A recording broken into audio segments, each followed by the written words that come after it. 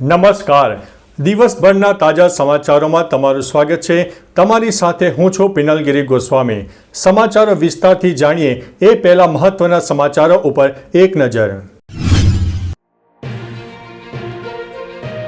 મિત્રો, આજની વિડીયોમાં સૌપ્રથમ વાત થશે, તમે પણ પકોડી ખાતા હોય તો જાણી લો આ વાત. પકોડી ખાતા ભાવ ન પૂછો. જી હા દોસ્તો, સોશિયલ મીડિયા પર એક વિડીયો સામે આવ્યો છે. વિડીયો ગુજરાતના જ કોઈ સ્થળનો હોવાનું સામે આવ્યું છે. ક્યાંનો છે તે સામે આવ્યું નથી. વિડીયોમાં એક કપડાની દુકાન દેખાઈ રહી છે, જેની આગળ એક પાણીપુરીની લારી પણ છે.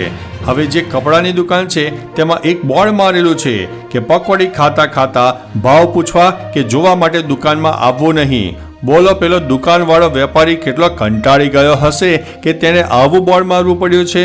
મિત્રો, અન્ય મહત્વના સમાચારની વાત કરીએ તો એલા ભાઈ પણ સાવ આમ હોય, વિમાનને પણ ધક્કો મારવો પડે. તમે બાઇક, કાર, ટ્રક કે રિક્ષાને ધક્કા મારતા જોયું હશે. જોયું શું કલા ધક્કો પણ માર્યો હશે? જો કોઈ ક્યારે પ્લેનને ધક્કો મારતા જોયો છે? સોશિયલ મીડિયા પર એક વિડીયો સામે આવ્યો છે જેમાં ઘણા લોકો પ્લેનને ધક્કો મારી રહ્યા છે.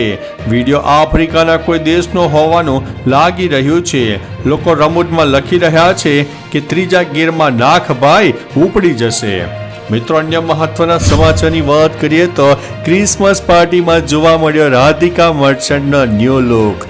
જામનગરમાં અનંત અંબાણી અને રાધિકા મર્ચન્ટના પ્રી વેડિંગ ફંક્શન દરમિયાન ક્રિસમસ પાર્ટીનું આયોજન કરવામાં આવ્યું હતું, જેમાં જાહ્નવી, ખુશી કપૂર, વેદાંત રૈના અને ઓરી જેવા ઘણા બોલિવૂડ સ્ટાર્સે પણ હાજરી આપી હતી.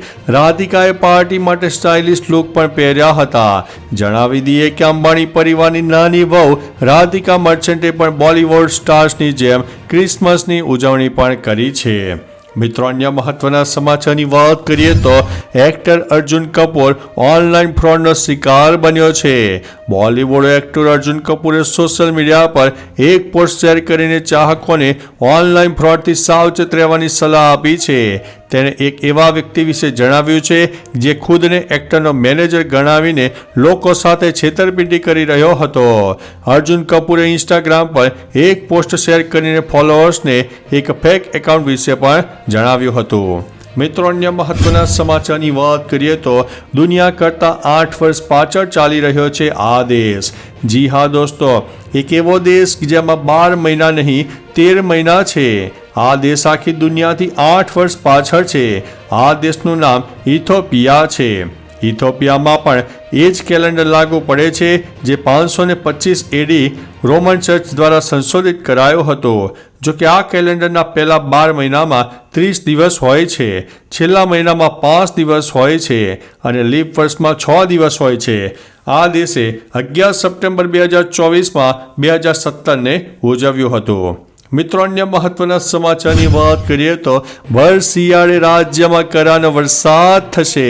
રાજ્યમાં શિયાળો તો જામ્યો છે અને હાડ થીજાવતી ઠંડી પણ પડી રહી છે. હવે ઠંડીના માહોલ વચ્ચે માવઠું થવાની આગાહી હવામાન વિભાગે વ્યક્ત કરી છે. ખાસ કરીને 28 ડિસેમ્બરે કેટલાક વિસ્તારોમાં ગાજવીજ સાથે કમોસમી વરસાદ પણ થઈ શકે છે. ઉત્તર પશ્ચિમ મધ્યપ્રદેશ પર સર્જાયેલી સાયક્લોનિક સિસ્ટમની અસર ગુજરાત ઉપર જોવા મળશે. આથી છોટાઉદેપુર, નર્મદા, તાપી અને ડાંગમાં કરા પણ થઈ શકે છે. ઉપરાંત અમદાવાદમાં કરતા 48 કલાકમાં માવઠું પણ થઈ ગયું છે.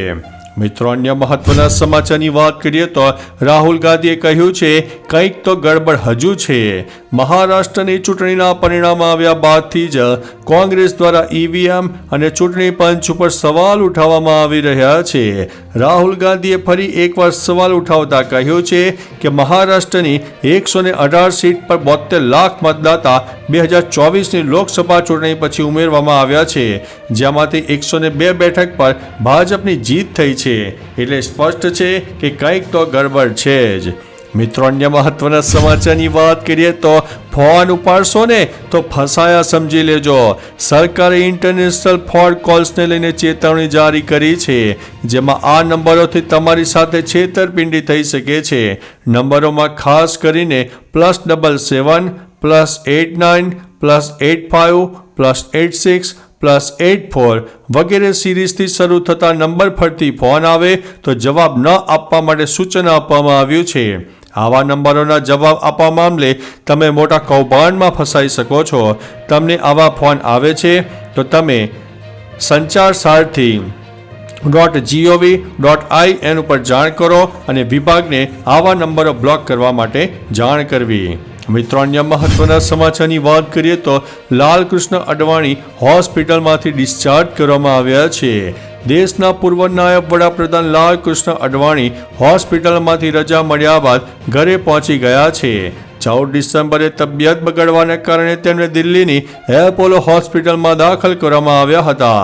લાલકૃષ્ણ અડવાણી 97 વર્ષના છે અને તેમને 4-5 મહિનામાં ઘણી વખત હોસ્પિટલમાં દાખલ થવું પડ્યું છે.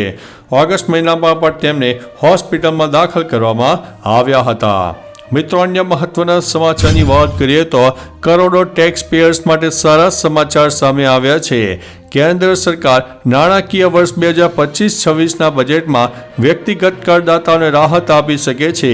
મીડિયાના રિપોર્ટ મુજબ મોદી સરકાર 3.0 તેમના બીજા બજેટમાં વાર્ષિક 10,50,000 કમાતા લોકો માટે આવકવેરા દરમાં ઘટાડો કરવા પર વિચાર કરી રહી છે. જો આવું થશે તો દેશના કરોડો લોકોને સીધો લાભ થઈ શકે છે. ખાસ કરીને મધ્યમ વર્ગના લોકોને ફાયદો થશે. અત્યારે 7 થી 10 લાખની આવક પર 10% ટેક્સ લાગે છે. મિત્રો, અન્ય મહત્વના સમાચારની વાત કરીએ તો માવઠા વચ્ચે ઠંડીનો ચમકારો યથાવત જોવા મળ્યો છે.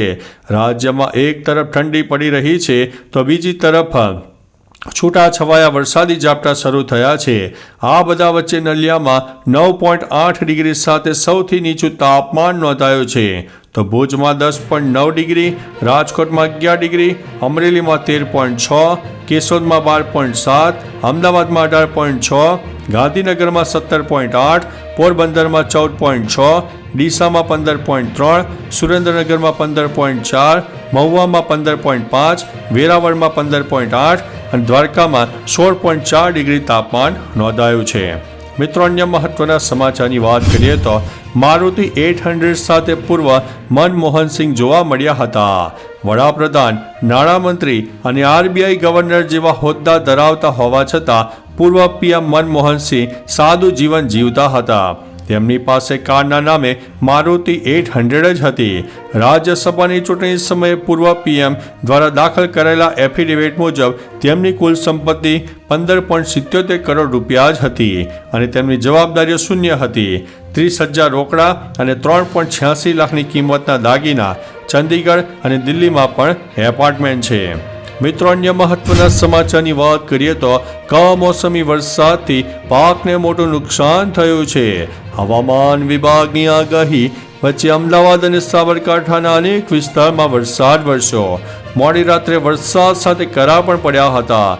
ખેડ બ્રહ્માના દામવાસ પંથકમાં કરા પડ્યા. સાબરકાંઠાના 8 તાલુકામાંથી 4 તાલુકામાં કમોસમી વરસાદ થયો. ભર શિયાળે કમોસમી વરસાદ ખાબકતા ખેડૂતોમાં ભારે ચિંતાનો માહોલ સર્જાયો છે. કરા સાથે માવઠું થતા વરિયાળી અને બટાકાના પાકને ભારે નુકસાન થવાની ભીતિ છે. તો ચાલો મિત્રો, ફરીથી દેશ અને દુનિયાના સુપરફાસ્ટ સમાચાર લઈને મળતા રહીશો. ત્યાં સુધી અમને રજા આપશો. નમસ્તે.